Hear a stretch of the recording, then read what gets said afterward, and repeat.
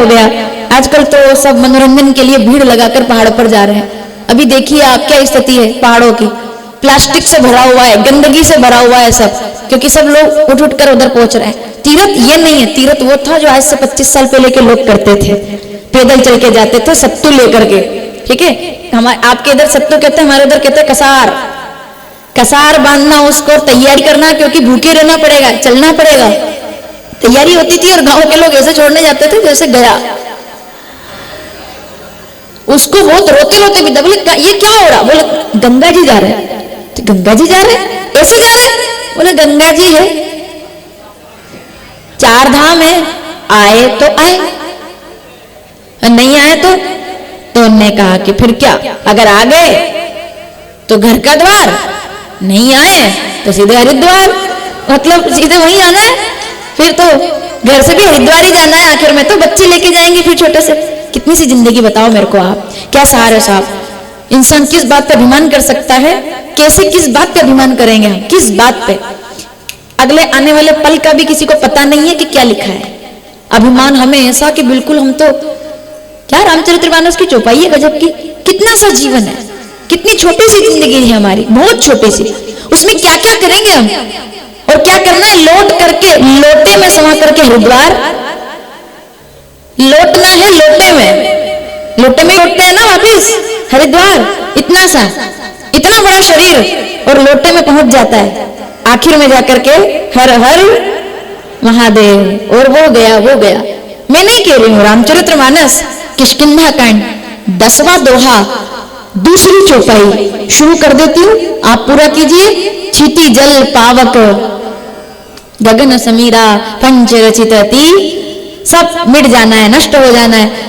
किस बात का अभिमान, रात को सो जाए, मैं आपको अपनी ताकत बताती हूँ, आपकी ताकत, मेरी ताकत इतनी केवल है कि रात को सो तो सकते हैं, लेकिन उसकी मर्जी के बिना जाग नहीं सकते। वो चाहे तो उठेंगे, वरना क्या हुआ साहब, बोले सोए तो थे, नहीं होता क्या, ऐसा होता है ना।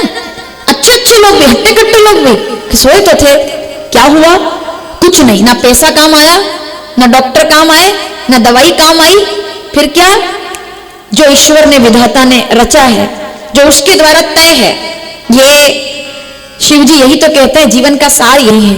क्षिति जल पावक गगन समीरा, शंकर जी ने राख भस्म क्यों धारण की, जानते हैं आप, क्योंकि राख ही तो सार है, आखिर में सबको राख ही तो होना है, भस्म ही तो होना है, इसके आगे क्या करिए, सब हमारा जो है सब ये तो रह जाएगा। यही बताइए मुझे आप, कोई व्यक्ति जब दुनिया से चला जाता है तो उसका सामान कोई आप देखते हैं घर में रखता है क्या, चलिए जल्दी से मुझे अब ऐसे ऐसे हाँ करके और नाना करके जवाब दे दीजिए, उसका सामान कोई घर में, अरे पहले हंस देते हो आप, उसका सामान कोई घर में रखता है क्या, नहीं रखता। उसके बिस्तर जो होते हैं वो कोई घर में रखता है क्या, नहीं रखते। उसके कपड़े कोई घर में रखता है क्या, उसके जूते चप्पल घर में रखता है क्या, उसके बर्तन घर में रखता है क्या, उसका पलंग जिस पे मान लो वो आखिरी में सांस ली थी वो घर में रखता है क्या, कोई नहीं रखता। उसकी सोने की अंगूठी, ऐसे बदल जाते हो तो गड़बड़ होता है, फिर कमाल कर रहे हो आप, ऐसे क्या दिक्कत है, जो है एक ही चलने दो ना, जो है एक ही चलने दो। कपड़े, पुराने कपड़े गंगा जी में डाल देते हैं क्या, डाल देते हैं ना, चप्पल जूते उसके गंगा जी में डाल देते हैं, डाल देते हैं। बर्तन के तो उनका ग्लास था, कहीं इससे अटैचमेंट रह गया तो हमको तागे ताबीज कराने पड़ेंगे कि अभी यही है, इससे बड़ा जुड़ाव था। और मान लो किसी ग्लास से, विनोद वाली बात है, किसी ग्लास से जो व्यक्ति चला गया, वो बहुत चाय पीता था और एक दिन से अचानक से वो ऊपर से आके गिर जा, धम। फिर सोचो आप क्या हो, जय हनुमान ज्ञान गुण, मुक्ति हुई नहीं शायद, अरे फिर चलो गया जी, ये नहीं है बात। अच्छा, स्टील का ग्लास गिर जाए तो डर, कपड़ा वो उड़कर आ जाए तो डर, सोने की चेन में कोई नहीं, ये क्योंकि तो आशीर्वाद है, हाँ ये नहीं डलेगा गंगा, क्यों नहीं, तो आशीर्वाद है मम्मी का, दादी का आशीर्वाद, सोने की चेन में आशीर्वाद है। बोले तुलसी की माला, बोले छोटी बहू को दे दो, अरे बोले इसमें ज्यादा आशीर्वाद है। मैं गलत बोल रही हूँ क्या, ये लौकिक व्यवहार है भाई। इसलिए शंकर जी कहते हैं कुछ नहीं रखा अपने पास, क्यों सब दे दिया?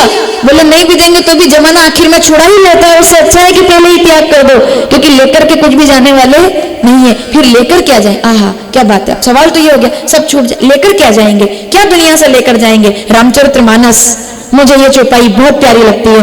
क्या दुनिया से आप लेकर जाएंगे?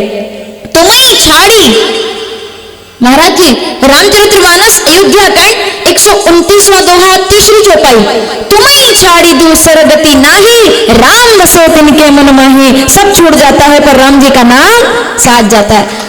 सुन लो इस बात को ढंग से। अभिमुक्त नगरी काशी में हो आप। शंकर जी और माता पार्वती जब यहाँ घूम रहे थे तो माता पार्वती ने देखा किसी का स्वर्गवास हो गया, तो उसके आसपास के लोग रो रहे थे। तो शंकर जी ने कहा देखो, माता पार्वती कहती ये क्या है? बोले मृत्यु है, ये मृत्यु है पार्वती। बोले तो क्या ये मर गया? बोले हाँ, काशी में रहता था।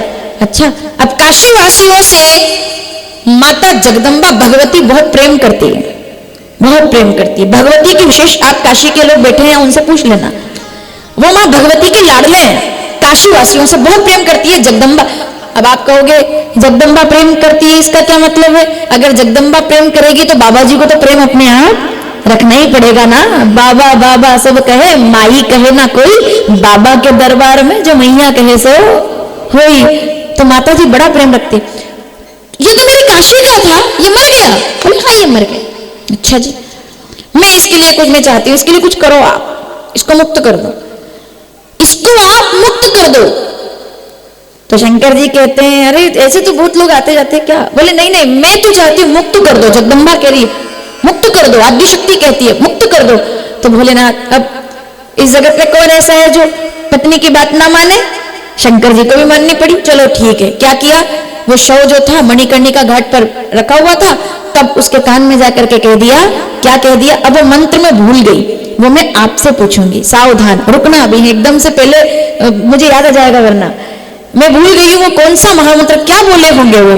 करोड़ों मंत्र नहीं बोले, लाखों मंत्र नहीं बोले, केवल एक मंत्र बोले। वो कौन सा मंत्र बोले होंगे? रामचरितमानस बालकांड 196 दोहा। अरे सारी चौपाई पढ़ो, चारों गजब की है। कौन सा मंत्र बोले होंगे? वो कौन सा मंत्र है जिसको बोल करके तारने के लिए आए? महामंत्र। और वो मंत्र कौन सा है? 2 अक्षर का, मुझे अब भी याद नहीं आ रहा, आप तो सब विद्वान लोग हैं, मुझे और पूरा जोर से बोलना। 2 अक्षर का प्यारा नाम, पतित पावन। थोड़ा दूर हो ना तो सुनाई नहीं दे रहा। पतित पावन श्री राम जय राम, जो सुख धाम। रामचरितमानस बालकांड। महाराज जी 196 दोहे में वो होता है नामकरण संस्कार, उसकी चौपाई है ये कि जो सुख धाम राम रस नामा, सकल लोकदायक राम। राम बोल दिया, अब वो बोल करके आगे मंत्र फूक के, ठीक है? जा सुनाम सुमिरत बल काशी। रामचरितमानस बालकांड 9वां दोहा, दूसरी चौपाई, मैंने कल कहा था। तो देई सबई सम गति अविनाशी। शंकर जी आ गए, बोले ठीक है मैं तुम्हारी इच्छा पूरी कर दी, आप खुश? बोले दे दिया मंत्र? बोले हाँ दे दिया। मैं कैसे मानूं? आप तो घरदानी है, जल्दी जल्दी में जाकर आ गए होंगे ऐसे ही, मैं कैसे मानूं? प्रमाण क्या है कि मंत्र दे दिया? शंकर जी कहते हैं देवी मैं सच में थोड़ी झूठ बोलता। बोले नहीं बोलते, लेकिन फिर भी मुझे कैसे पता चलेगा कि आपने मंत्र दिया कि नहीं दिया? सावधान जितने लोग यहाँ बैठे हैं। तो शंकर जी कहते हैं अगर ऐसी बात है तो जिसको मंत्र दिया है उस शव का कान देख लो, वो मुड़ा हुआ है। जिसको मैंने मंत्र दिया है ना उसका पहचान है कि वो मुड़ा हुआ है। तो माता पार्वती कहती है इससे अच्छी तो कोई बात नहीं है। तो महादेव, काशी का कोई भी काशीवासी जब भी मृत्यु को प्राप्त हो, आज से वरदान मांगती हूँ, सबके कान में आप जाकर के राम कहेंगे और उनको मुक्ति प्रदान करेंगे। ठीक है, वचन देता हूँ। बोले मेरे को कैसे पता चलेगा? तो शंकर जी कहते हैं आप मणिकर्णिका घाट पर जाकर देखिएगा, अगर काशी की सीमा के अंदर कोई व्यक्ति प्राण त्याग कर गया है, शिव भक्त प्राण त्याग कर गया है, तो उसका कान मुड़ा हुआ होगा। और क्षेत्र से बाहर का व्यक्ति जब ला करके अंतिम संस्कार किया जाता है तो वो कान मुड़ा हुआ नहीं रहता। इसका मतलब ये नहीं कि मुक्त नहीं हुआ, लेकिन परिचय इस बात का है कि ये कौन काशी का है और कौन काशी का। ऐसे ही थोड़ी अविमुक्त नगरी कहते हैं काशी को, चमत्कार